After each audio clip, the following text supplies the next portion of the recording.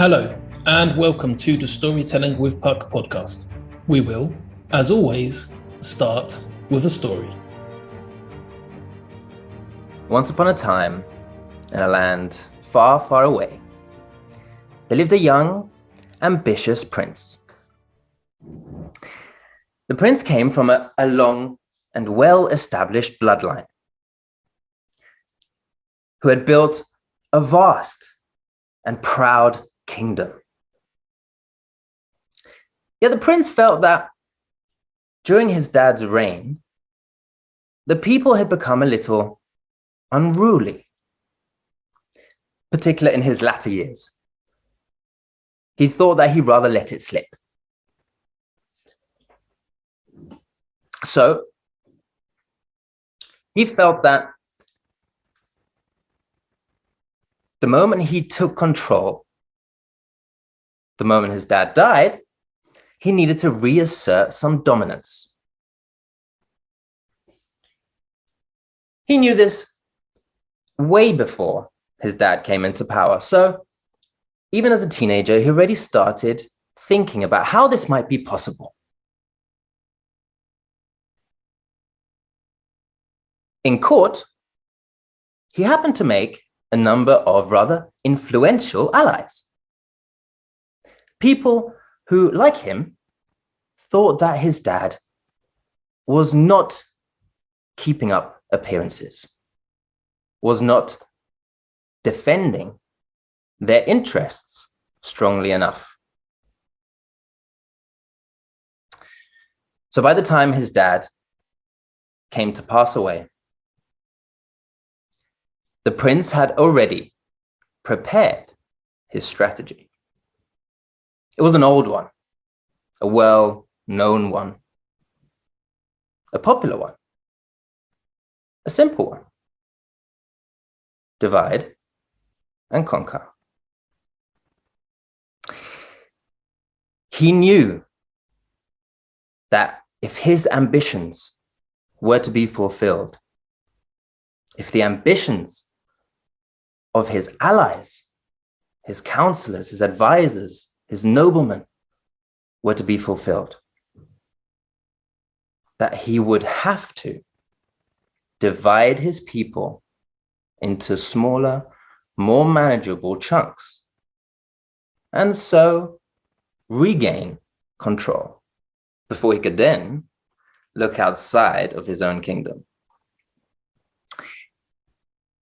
He knew that the people he needed to isolate were those who had become too free,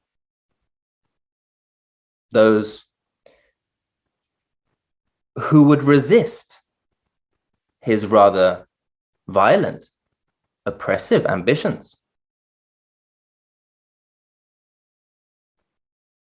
And he knew also that the people's will and loyalty was fickle, that most of what they were concerned about was survival and enjoyment. For life was tough, and there were many challenges. So, first amongst the strategies was information. He needed to know what the people were saying and who were the ones saying it most loudly. He had gathered information, he had sent out his spies and gathered information for years before the king even passed away. So this had already been done. He had planned ahead brilliantly. So by the time the king had died, he had already identified the most troublesome amongst them. And he began to release rumors into the crowds, lies, assertions that these people, particular individuals, particular communities, were associating with dangerous ideas, foreign ideas that threatened the stability and the solidarity of society. He knew that these rumors would catch fire. He knew that the more they spread, the worse they would get, and the more the people's opinion would sway. But he also knew that a rather harmonious kingdom would need a rather large push to turn on itself. Luckily, as belonged to the divide and conquer strategy of old, this was already written in. An emergency was to be called for. Something to truly divide the people. So, the king sent out warriors of his own, dressed in foreign garb, to the borders of his kingdom and ordered them to attack and sack his own villages. And so they did. A war was declared. There was an enemy, a terrible, easily identifiable, evidently violent enemy.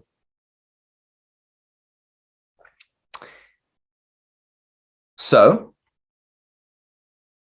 the people, enraged,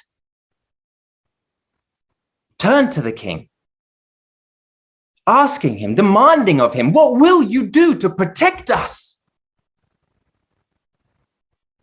from these savages, from this danger? The king said, no problem, I will protect you. I will do what is necessary to protect you from this danger. Part of what the king felt was necessary was the closure of borders. For obviously it became harder to defend these borders now that there was an enemy. Seems justifiable, thought the majority. However, the king also knew very well that resistance would begin to rise in exactly those people he wanted isolated. So, he didn't even need to discredit them himself. They would discredit themselves by merely criticizing the king's actions, the king's measures,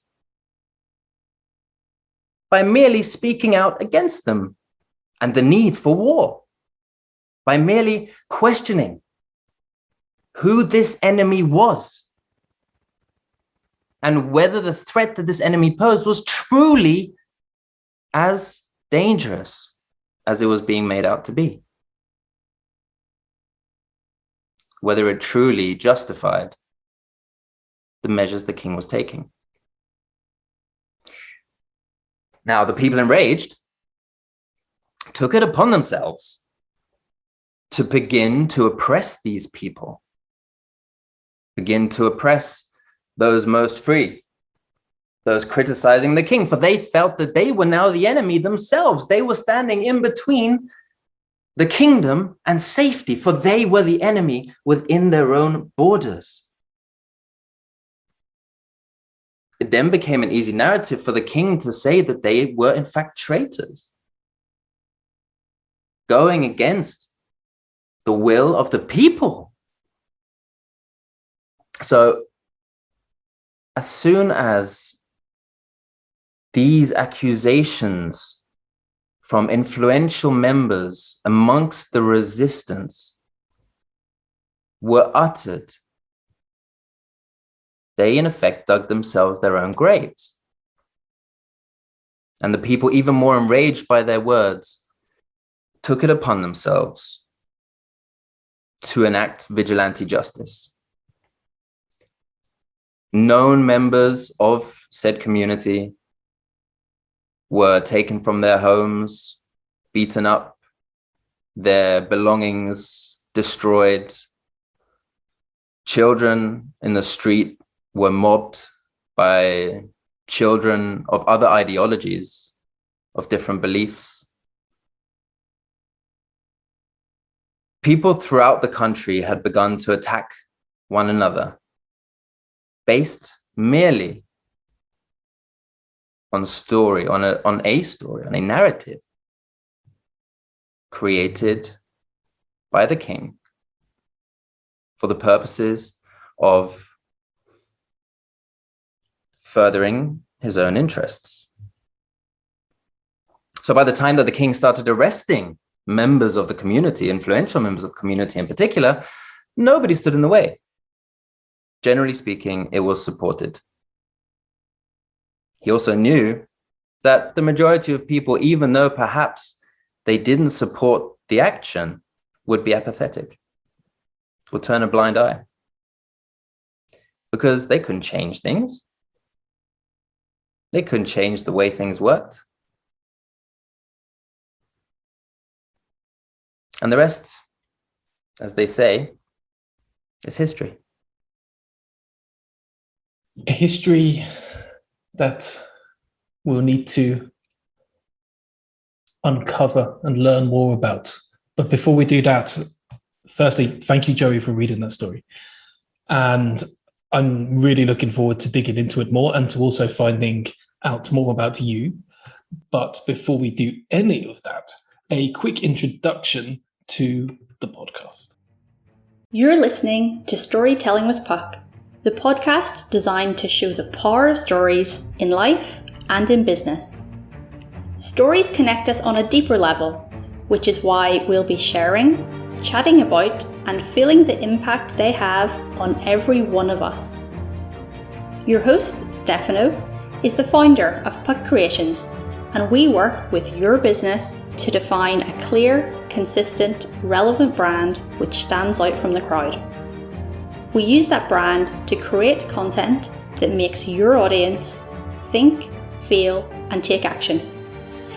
Visit puckcreations.com to find out more. But before you do that, let's make some music with our talented talent manager, Joey Sordyl. Joey, please tell us a little bit about yourself. That was a very sweet introduction. All right. So I am a talent manager indeed.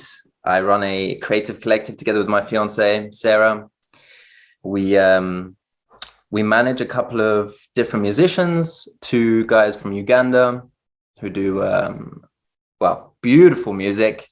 I'm not going to label it because I don't want to label things, but beautiful music. And a guy from New Zealand. And we also invest in different creative opportunities, I would say.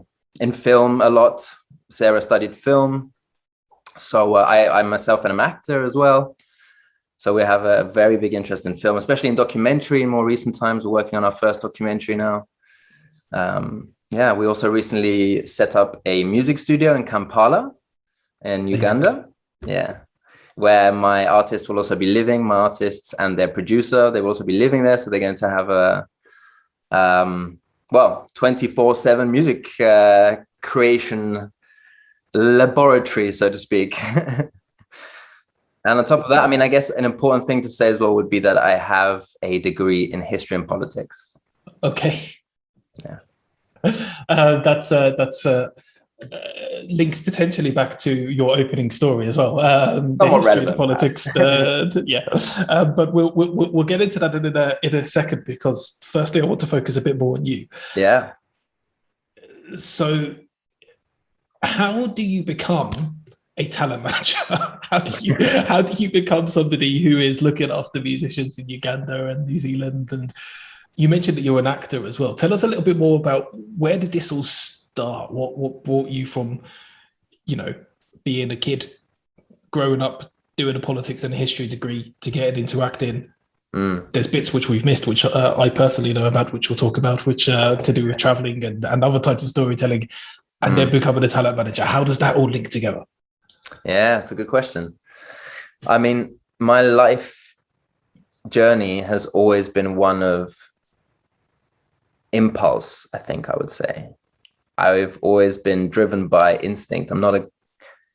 I've more recently come into reflection and reflecting, but I was never much of a thinker. I was always a doer. So throughout my youth, I always just did. My dad was a tennis coach. We played tennis. I wanted to be a tennis player, kind of vaguely, but not really,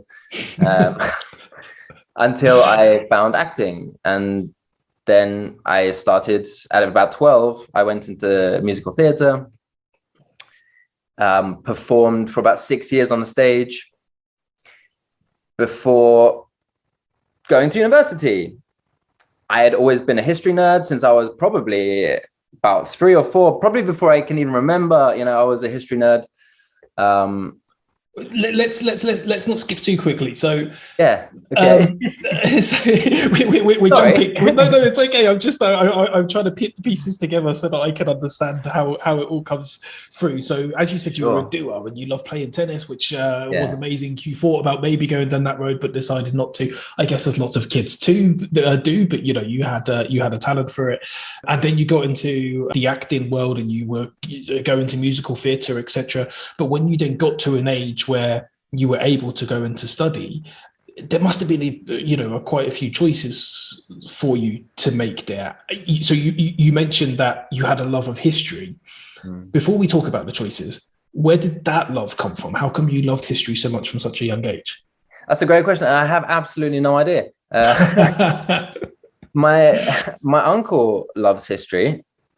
Okay. So however, I don't know. So I guess one way that I could reflect on it is that I feel like a very old soul, and I believe very much, I think, in reincarnation. I believe very much in energy being eternal and me being an energetic being.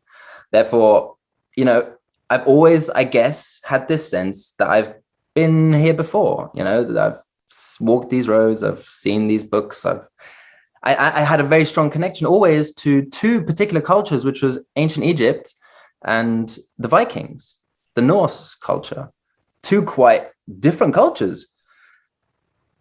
I don't know what drew me to them, but this is crazy. I have 4 tattoos. 2 of them are from those cultures. One is from ancient Egypt and one is from the Norse culture. And them being my earliest interests, it was crazy when I met Sarah, my fiance, 4 years ago, who walked into the room. I had just heard that she was Norwegian. I was expecting a blonde girl. She walks in and she's clearly not fully, Norwegian. Clearly there's also some other mixture in there. And she says, I'm Egyptian Norwegian. And I said, you've got to be kidding me. You have got to be joking me. And being somebody that believes in everything happening for a reason, I guess this is a slightly strange anecdote at this point, but no, not at all. Anecdotes are exactly what we're here for, so keep going. Right. So yeah, I guess in a sense, I already, sensed then that there would be some meaning in our meeting, and clearly there has been.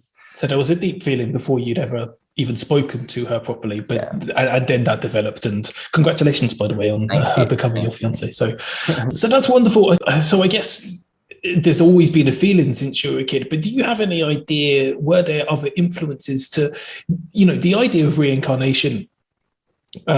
People will have different beliefs on whether or not it's true, and everyone has their own beliefs on that, and where we form our beliefs and where they come from always interests me. So the fact that you believed in it, I'm guessing it didn't just come from nowhere, or maybe it did, maybe you just felt it, but were there other people around who also believe in that idea and in that way of development, or did it come over time where you saw kind of external influences? What triggered it, I guess, to Yeah, I think that particular belief really arose more recently, to be honest. Okay. I think it wasn't, throughout my earlier life, it wasn't something that sounded very alien to me, as in perhaps there was in some way some natural tendency towards the holistic. subconsciously without me really knowing. And, growing up in London, there wasn't really much holistic influence. No, I can't imagine there was. Well, I guess if you know where to look for it, there's actually quite a lot in London, but you have to know where to look if you're going. I guess traversing the standard streets and the standard rat race of life, you're probably not going to find out as much as you want on the influence on that side. But there was something there. There was a feeling you always had, and it wasn't necessarily you had no words for it. Maybe you didn't know it was incarnation. But I don't think I was even aware of the feeling. I think that I didn't really develop true consciousness, until the last couple of years, to be honest. And do you have an idea of why that is? That you did develop it, should Absolutely, I say? Yeah. I had a lot of emotional trauma to deal with. Okay. I had a lot of barriers to my progress, to me finding connection to my true self. If you don't mind, I know this can't be an easy thing to talk about, but you said you had a lot of emotional trauma. Is that something you're willing to tell our listeners a little bit more about? What was it that happened? Sure. It was mostly to do with bad communication amongst my family, my immediate family. There had been generational trauma passed down from my grandmother to my mother, which had then, poisoned the well, so to speak. They had emotional trauma of their own that was not dealt with. Therefore, we then also became victims of the same sorts of communication, which created the same sorts of trauma. I was never able to express myself freely, I think, now on reflection, which must have stopped at a very young age. My mother at the time, and for many years, she's coming now also to consciousness, which is brilliant. And I'm so proud and I'm so glad for her, because it's a huge awakening. She wasn't capable at the time of communicating in a way that satisfied my needs. And I think that's a problem for a lot of people. Mm-hmm. I know that my fiance is experienced. Well, actually, her family is brilliant. They are brilliant communicators, but you clearly have perhaps some experience. And I think it's not an uncommon thing.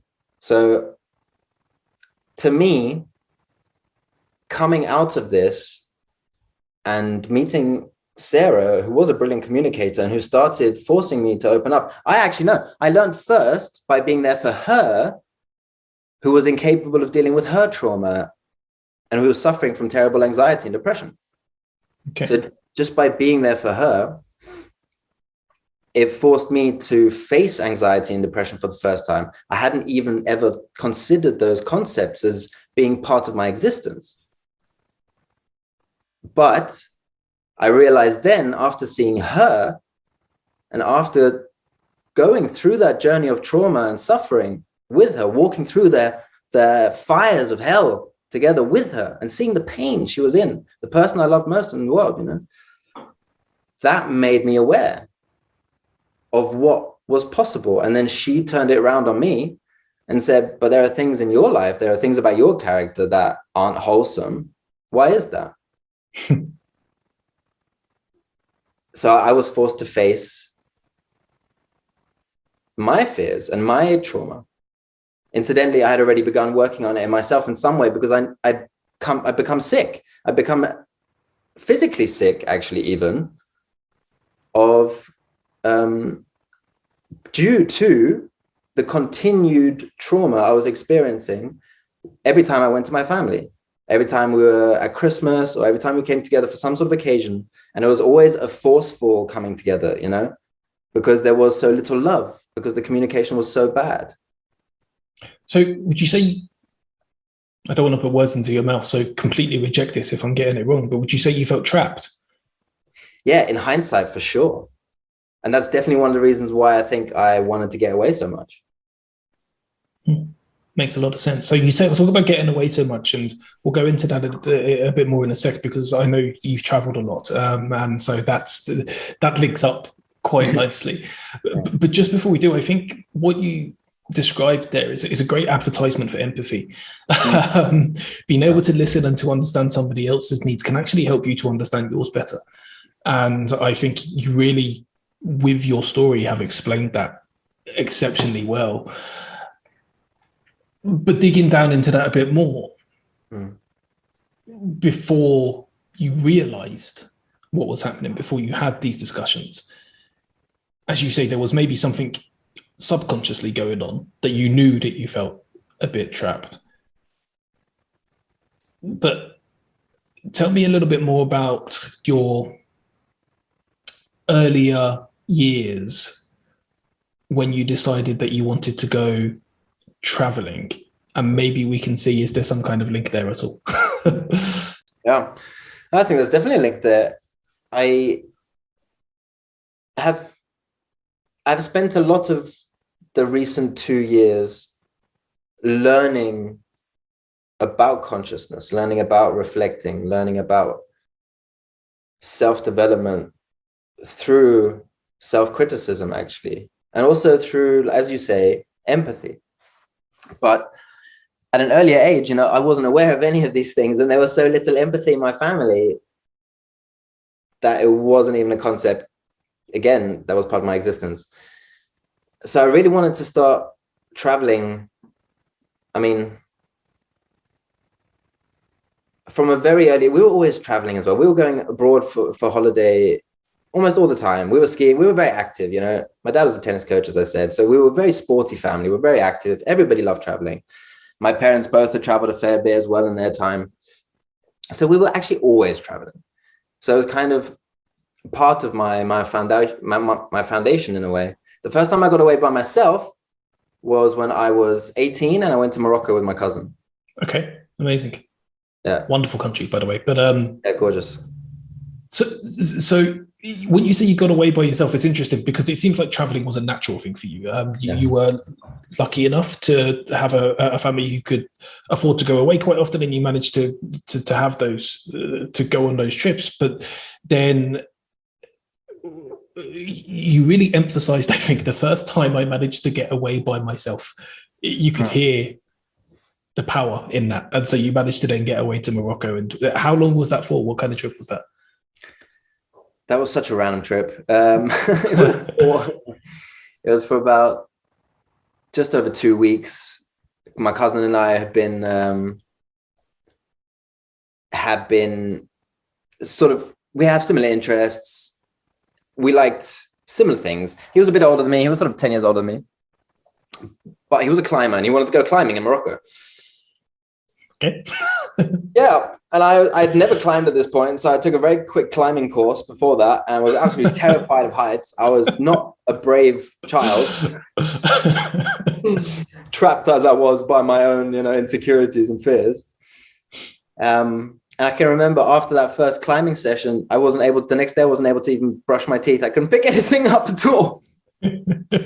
I can imagine that kills your arms. I've never really done it, so I'm not going to make too many comments on it. But just looking at it, it seems exhausting.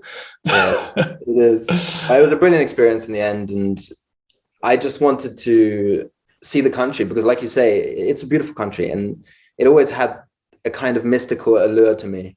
Okay. And so when you were there, did you feel like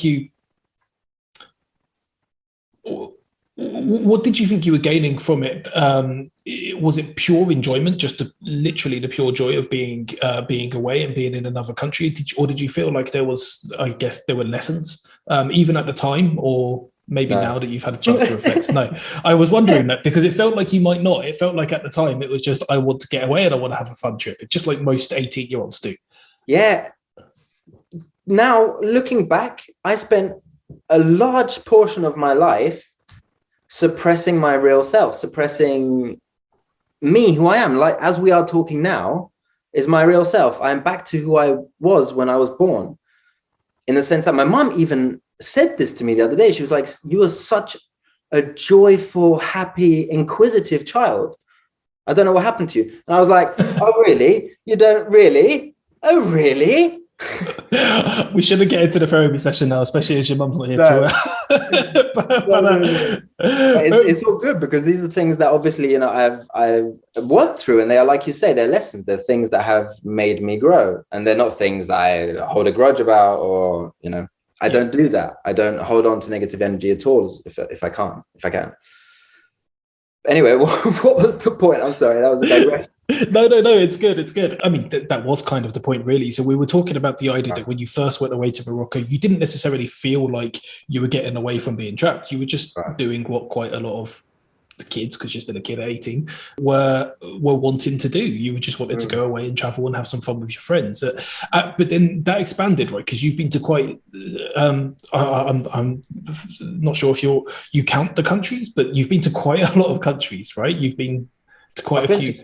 Yeah. Yeah, a fair few. I don't count them. I don't. No, I mean, there comes a point, I think, when you travel to as many countries as you have, that you probably, you know, counting becomes a bit pointless. But tell me a bit more about that, because that to me is more of kind of an escape, and, you know, managing to I guess absorb more cultures. Again, did it feel like that at the time, or were you just out to enjoy yourself? Before our captivating guest Joey Sordyl answers that, we hope you're enjoying yourself as you listen to a conversation about escapism, reflection, solutions rather than problems, empathy, understanding, and being able to disagree with kindness. We'll be putting the magnifying glass to Joey's story. We'll discuss points where we agree and where we don't. And throughout it all, we respect each other's differences and embrace our similarities as we truly listen to what the other person has to say. We hope you'll be listening closely too, all the way to the end, where we will finish the episode with a story from Puck Creations. You know what? The strange thing is, I don't think I was even truly out to enjoy myself. I think I was really only out to escape in a subconscious way, because actually, even when I lived in China, in rural southern China, tropical China, I spent so much time playing computer games. I spent so much time, of my early life playing computer games. And I think now, upon reflection and upon hours and hours of conversation, that this was all a suppression of my spirit, because my spirit had been suppressed at such a young age. All those questions that I was asking my parents, you know, why this, why that, why, what, and they had no answers to. Eventually, I stopped asking questions. Eventually, it became clear to me, even though I wasn't aware of it, that my needs and my thoughts were not going to be met. We're not going to be satisfied.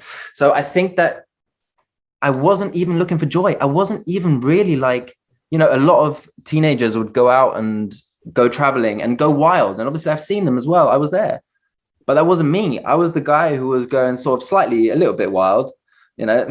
But then it was probably going home and playing a fucking computer game. Sorry, swearing is not okay. No, it's all good. I mean, that's incredible. And I think it makes a lot of sense. I don't think you're alone in this. Some of our listeners will know that I've traveled quite a lot myself. And again, for me, there are many different reasons, but we're not here to talk about me today.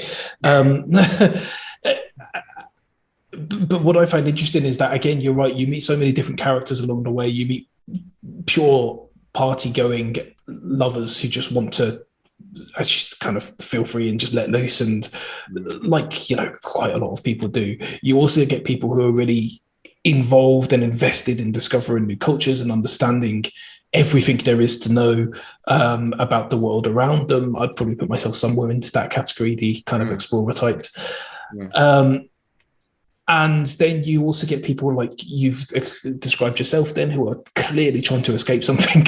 Some of them less clearly, I think. I don't think we can always tell. We might think we can, but often we're projecting. So it's amazing seeing why different people do different things. I love digging into the motivations, and I love digging into why. Within all of that description, it was really quite sad for me.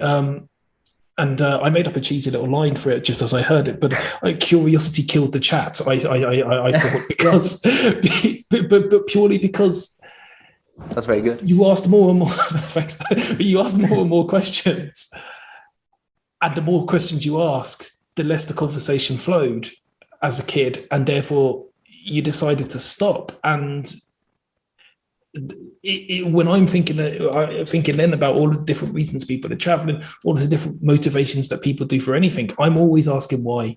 And to me, it feels, it feels quite sad that you didn't feel able to do that because of, yeah, I can appreciate that. And it was a very sad realization when I had it, because it defined so much of my life.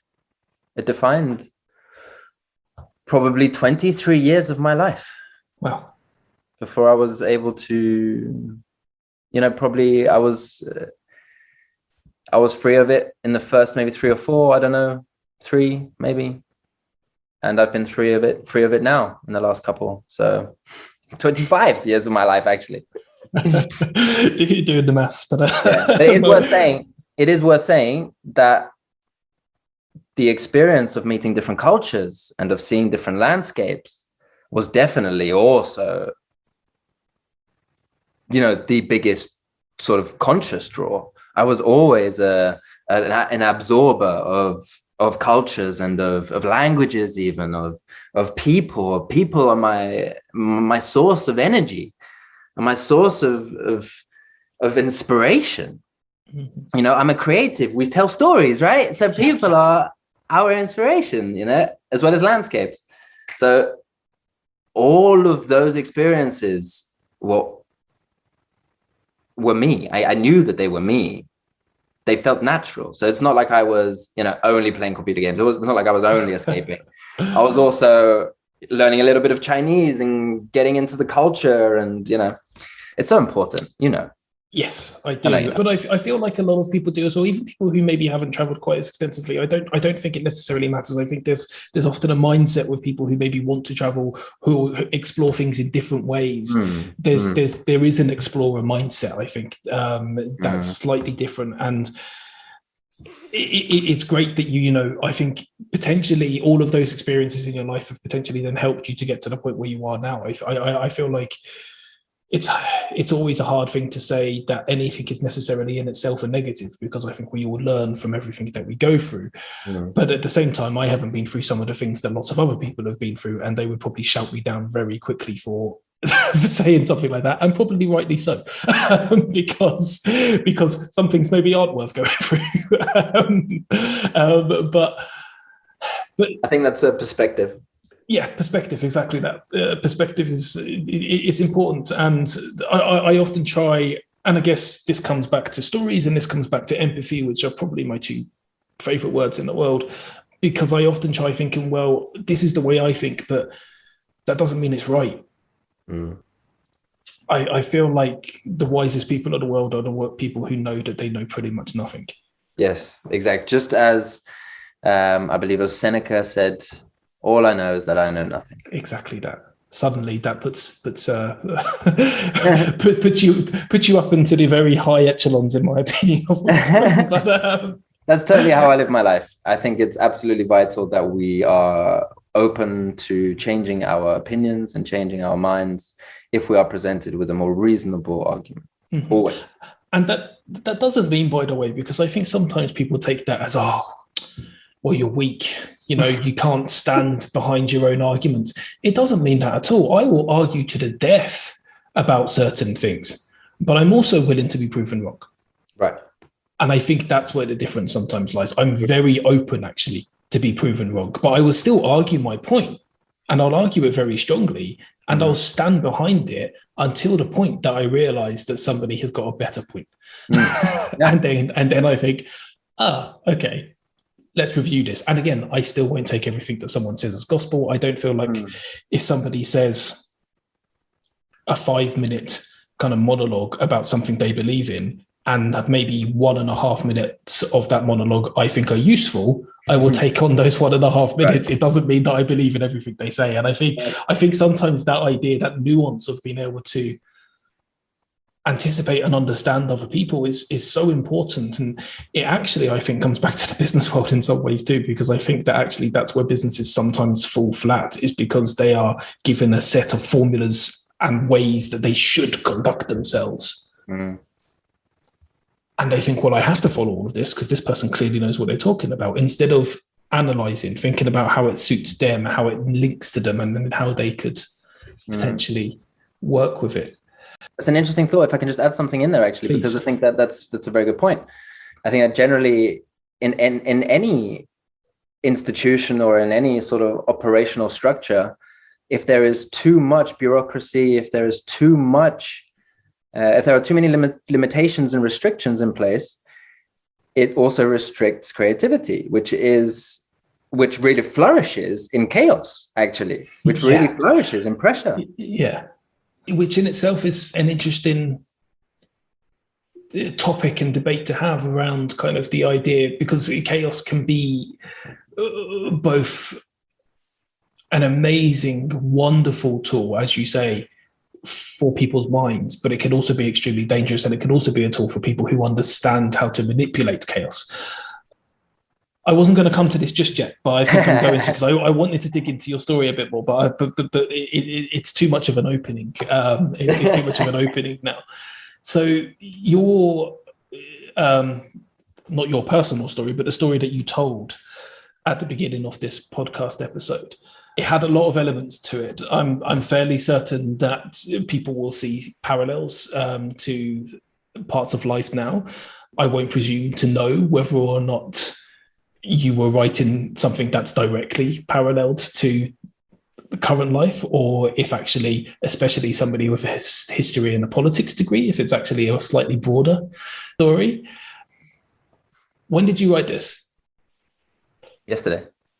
Okay. I've been thinking about it for a little while, and I didn't even write it down because actually I decided that I wasn't going to write it down. I wanted this to come out in whatever way it was meant to come out today. Okay. So that tells me a little bit. But actually, I thought about the concept last week. Okay. Yeah. And so I'll be direct about it. Is this related to something specific right now, or is this related to a more generic historical point of view, talking about the ideas divide and conquer, and then maybe touching on some of today's more? Both. Okay, a bit of both. And so within the story, the idea of divide and conquer, I mean, it's as old as the hills, right? We're not conquering anything new by talking about the fact that politicians use divide and conquer. You also talk about the idea of restricting freedoms, the idea of, I guess, stopping people being able to be liberal. From what we've talked about since then, is why I didn't want to jump straight into the story. How much of that is actually to do with you personally? Right. Do you think? Oh, everything. I mean, this is where we now come to, values and principles, things that I will die for. Okay. This is me. Things that you will stand behind. But also the idea of, the restricted freedoms. And you've already said throughout this conversation that you felt restricted within your family dynamic. Again, not necessarily consciously, but it's something that you've now come to realize. And so there's the family dynamic of feeling restricted, and then there's the wider dynamic of feeling restricted and not having your freedom. So you said you would stand behind and you would die for certain freedoms.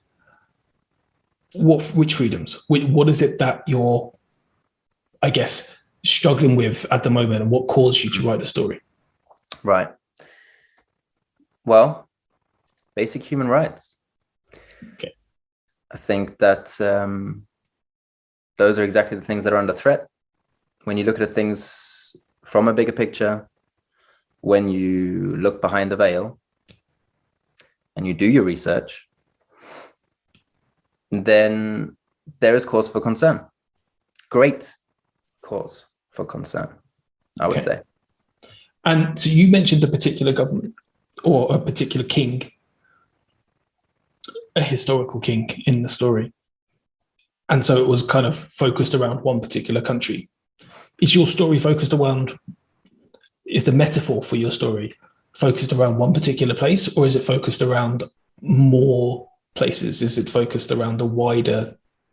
In this sense, it's more generic, because the question really at the end of it for me, and one of the questions that I have found most confusing and that has created most disillusion in me, has always been the question of, do we learn from history? Because we do not. Clear as day, we do not. No. So why is this question, or why is this phrase, we should learn from history? We must learn from history. Why is that even in existence if it isn't actually applied? It's interesting. There's obviously, sometimes I think it's purely because of cliches and people like phrases, because there's then the idea of history always repeats itself, which is the complete contradiction of we should learn from history, because if history is constantly repeating itself, then we're clearly not learning. That's kind of what I was going at with this king. I mean, how many times have we heard the story? Yeah, it's not. That's it. It's a very well told story, by the way, so I don't want to sound like I'm denigrating your creativity. I thought it was brilliant, but at the same time, you're right. I've heard the story a billion times, which is why I wanted to get clarification on where it was coming from. Was it something that you were getting from, your studies of history and kind of getting a grasp of that, or was it something of more of the modern age? And as you say, it's almost both, because of the fact that history repeats itself. So it can easily be both. And I think that's why we're so able to, depending on our internal knowledge and our internal understanding, we're so able to quickly relate your story to either what's going on now or to something historically that's happened. And we can probably put ourselves into so many different things that are going on in the world now, depending on where you're listening from, depending on who your friends are, depending on the type of politics that you have. And I did this, I listened to it, and I instantly went, okay, I think he's probably talking about this, this, and that. And I had to stop myself, because I thought, well, actually, maybe he's not talking about this at all. Maybe he's not talking about the stuff that's going on in the UK right now, even though you're born in the UK. Maybe he's not talking about the stuff that's going on in China right now or in the States right now. There are all of these different scenarios, which I pictured and said, oh, that probably relates to this. But the problem is it relates to everything, right? Absolutely. I think that there is a shared human experience that we have been ignoring for far too long, which is an experience of oppression. We've ignored it because it has been sort of like the Four Horsemen, an eternal and unchangeable part of existence. We've not been capable of considering or contemplating anything different. So the idea of the Four Horsemen not being, as you see in the movies, coming one particular day and causing Armageddon, but the Four Horsemen are actually around us all the time, and they're slowly digging into us, and eventually there may be that day of Armageddon, but we'll already have had the destruction. I can't disagree with you on a lot of the story. It's powerful, but sometimes I think taking a story like this and then connecting it with reality is very difficult. The reason being that freedom is really, really important to me. But there are some freedoms that I'm very much willing to sacrifice for the good of other people. There are some things that I'm willing to give up because I think actually, if I do this, then, and it's things like you talked about in the story, but I do think that actually it's not for no reason. You can help. You can help people to potentially survive something. You can help people in lots of different ways. And it's not maybe as simple as, Braveheart, you may take our lives, but you'll never take our freedom. For me, I don't think it's quite as simple as that. I think I stand behind the idea of freedom wholeheartedly. But sometimes I think that for us to have our freedom, occasionally that means that other people might not be able to have their freedoms, if that makes sense. And so sometimes freedom fights against itself. And so when you take a story like that, which again, I think is really powerful and sends a really important message, I think it's sometimes hard to then put that into reality to what's the solution? What do you actually do about it? Yeah. What are your thoughts on that? Absolutely. And I think that's a great question. Because in a sense, I would agree with you that if I believed in a cause strongly enough, if I had all of the information available to me, was able to consider all of said information openly and freely, and then to make up my own opinion based on said information, in the knowledge and trusting me to be a reasonable person, which I would consider myself to be, then I could also put my needs and even my rights and my freedoms aside for somebody else. I do that almost on a daily basis because I live with a foster child. I put my freedoms aside for her almost on a daily basis. And I think that that is an essential experience in life also.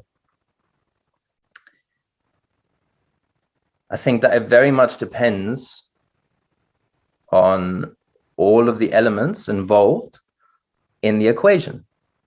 Mm-hmm.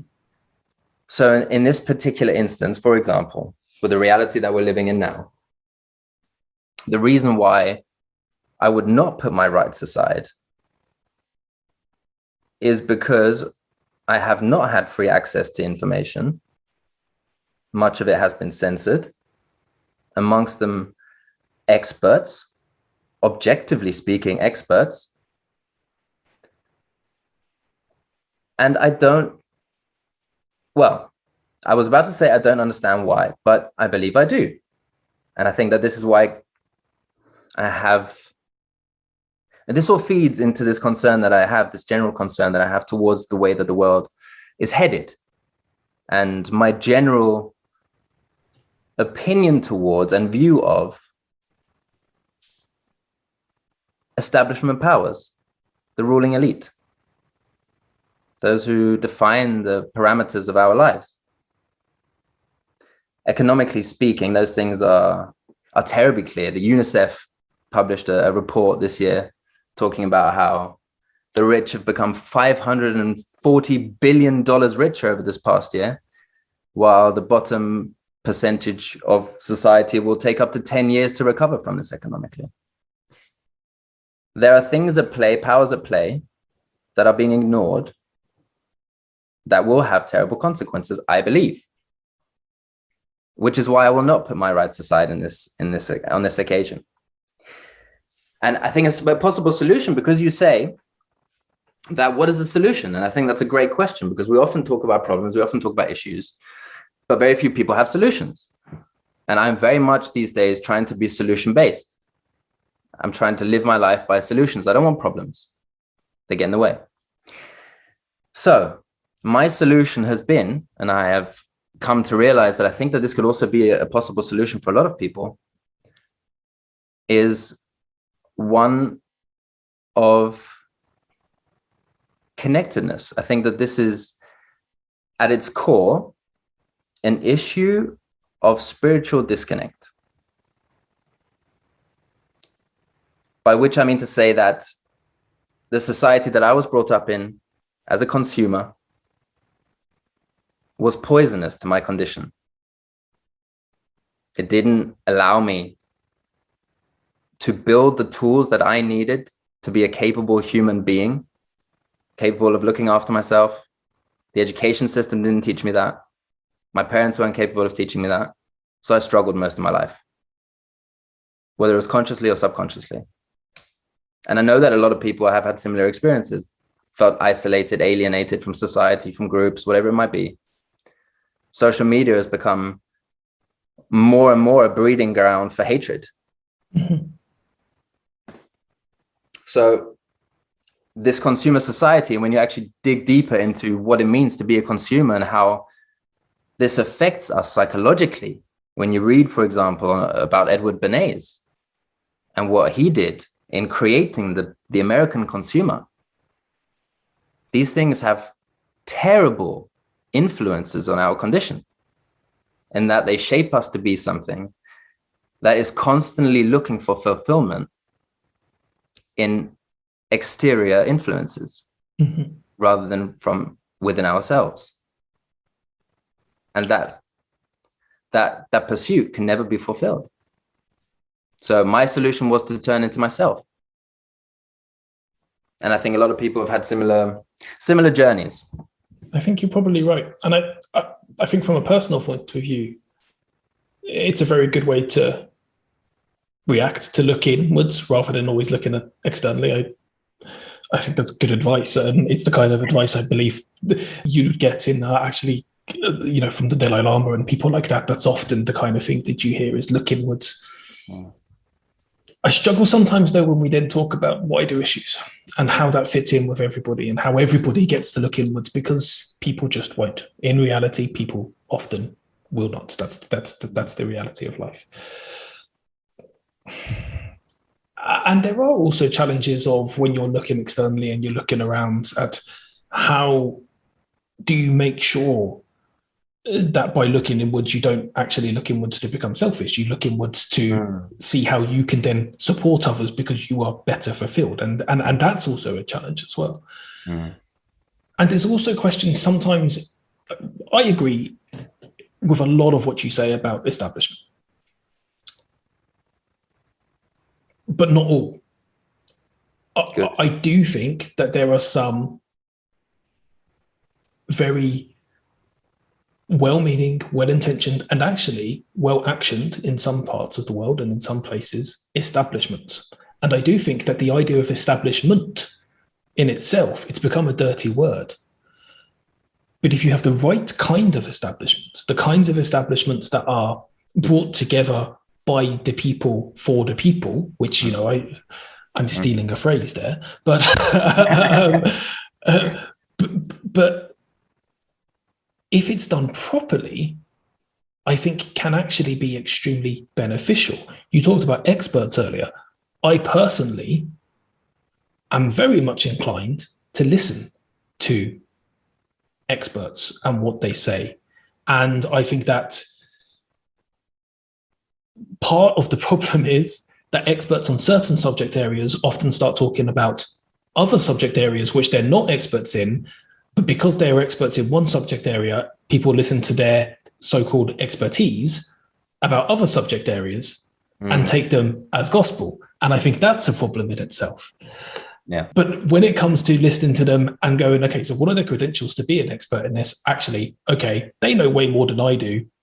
I'm going to listen to them. I never take anything completely 100%, but I will go, I'm more willing to listen to them than somebody who's, I don't know, maybe spent time looking on YouTube at conspiracy theories, for example. I'm much more open to saying somebody who's studied, in this example, science for all of their lives, I'm going to probably say that they know what they're talking about when it comes to science. Maybe not when it comes to, the best dance anthems of 2020. I probably will look to somebody else for that expertise. But when it comes to science, I'd like to listen to a scientist.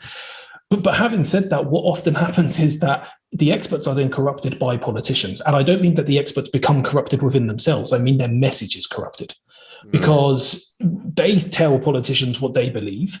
Not even what they believe. They tell politicians evidence, especially in science. That's what they do. They tell politicians evidence and they say, well, this is the end scenario that we've come to because of this evidence. And then politicians go, great, that doesn't fit our narrative. So they change it and they tell the country something else. So that's where I struggle with a lot of this, because I have a very strong feeling that if we discuss the actual topic of COVID, that you and I would possibly be on quite different sides of the fence as to what we should do going forward. But that's okay. That's not really the point of this. Yeah. I don't think that's the point of this conversation. I think everybody's going to have their own understanding of what they believe we should do about a virus and how we should cope with it and how we should deal with it. But the point, I think, for me is broader. The point is what you discussed earlier, which is what do we do about the idea of making sure that we have establishments in place that are put there by us for us, rather than establishments that are in place that are put there by people who were already in power to make those people richer. Consumerism potentially is one part of it. I don't think that it's the only problem, but I agree that I'm not anti-capitalist at all. I think that capitalism in itself can be good. I think that the type of capitalism that has been developed is, again, that's part of the problem. It's very much we want it now, rather than using it to get decent markets. And again, We can't go into the politics of this now. We've already been going for about an hour, so we can't go into all of the details, sadly. But for me, again, I think part of the challenge is it's really, really easy to analyze all this. Trust me, I do it in my head constantly. But when I try and come up with a solution that actually works, that crosses borders, isn't just for one country, I like your idea of looking inwards as a personal solution. As a society solution, I don't know what the answer is. I think the thing is that what I would say to that is that first and foremost, as far as I can tell, through the research that I have done, the people that I listen to, my own reflections, my own experiences, as far as I can tell, we cannot change anything on a societal level until we change things on an individual level. It's not possible because there is too much individual trauma, too many individual barriers, too much ego around to admit true progress in that sense. I agree. I should state, I 100% agree. But my challenge is, how do you get enough people to realize that and therefore to change internally? Because then actually it's a kind of a chicken and egg situation, right? How do you get society to look inwards, to change themselves internally so that society can become better? Yeah. Like that's where suddenly the chicken and egg comes in, and I'm like, I don't know what to do. It is a chicken and egg. But I think one of the things that we're seeing now, there is definitely, I would say, a growing desire or a growing disillusion with society, with establishment as we know it in our countries and our societies. And there is a growing connection through an increase of information from abroad and a growing awareness of, for example, yoga, meditation, what true health really looks like, diet.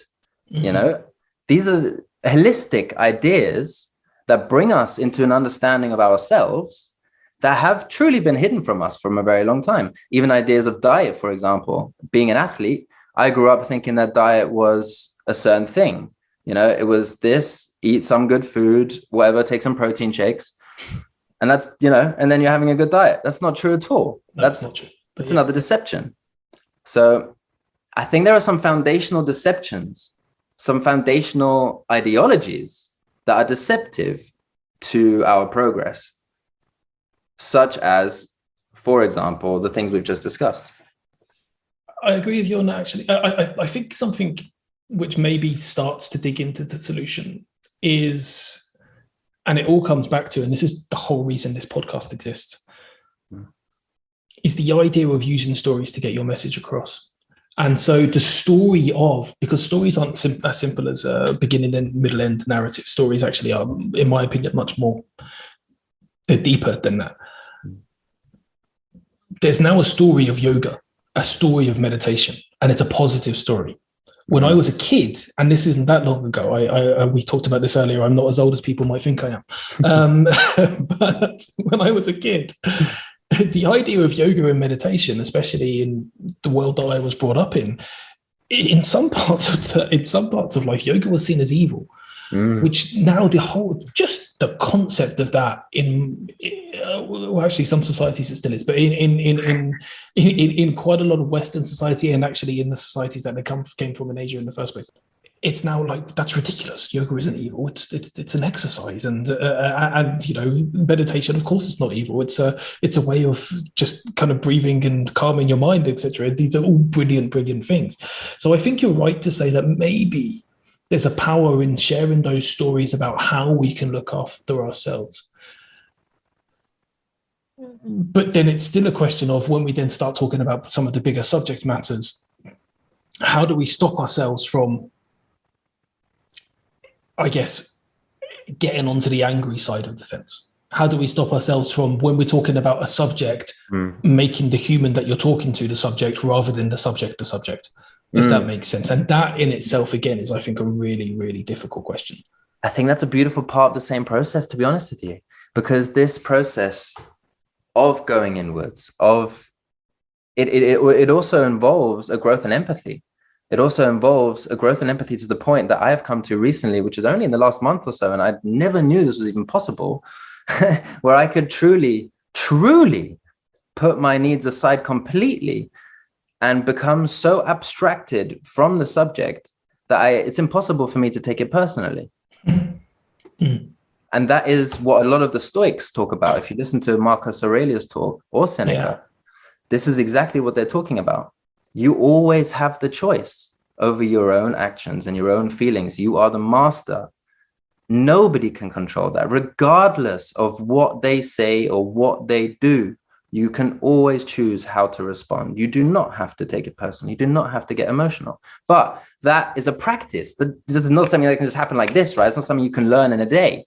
It's something you have to do again and again and again and go through great suffering to actually even reach that place.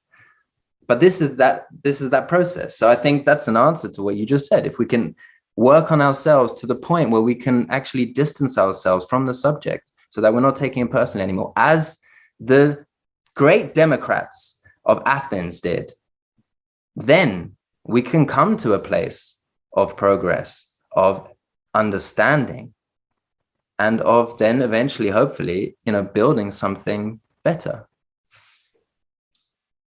I love that. I'm going to leave it there on that particular subject area, because this is the kind of thing that we could talk about for hours, especially I could talk about for hours. I'm not sure how interesting it is to our listeners, but it's interesting to the two of us.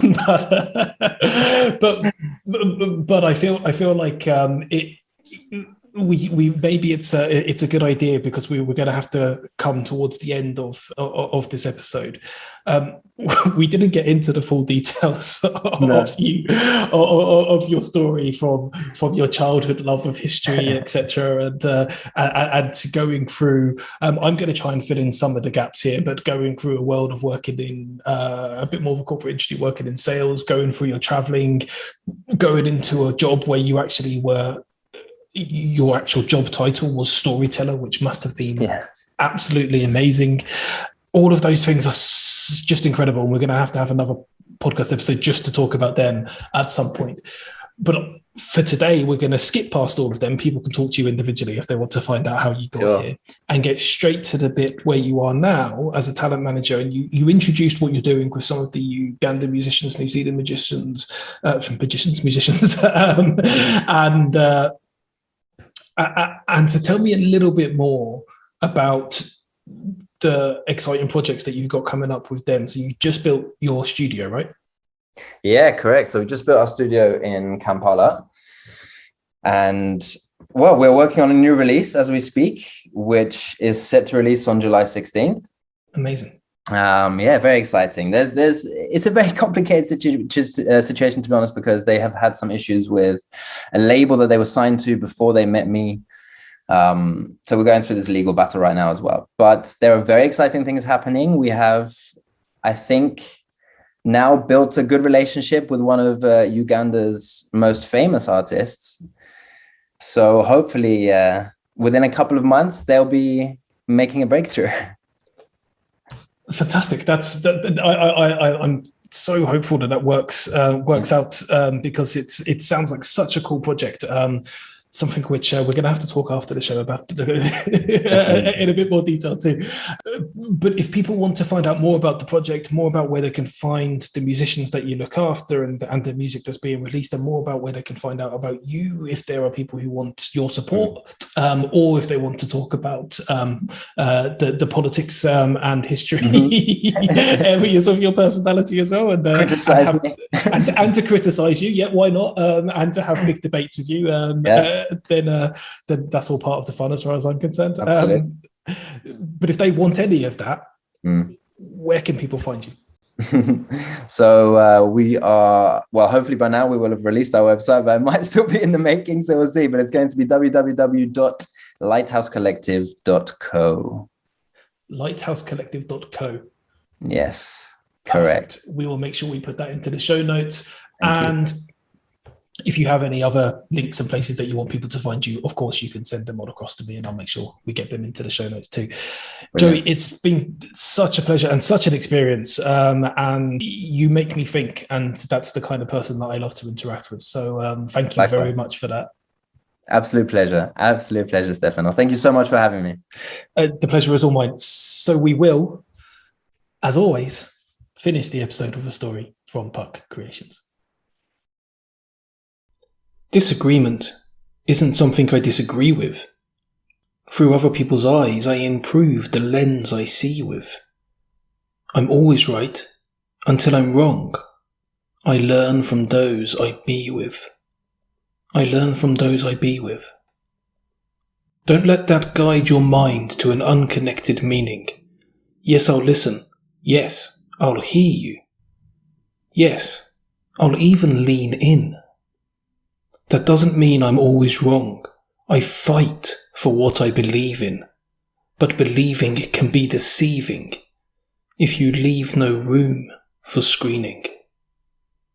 I know what I know, and I know that I know. That I only know what is known until it is no longer known.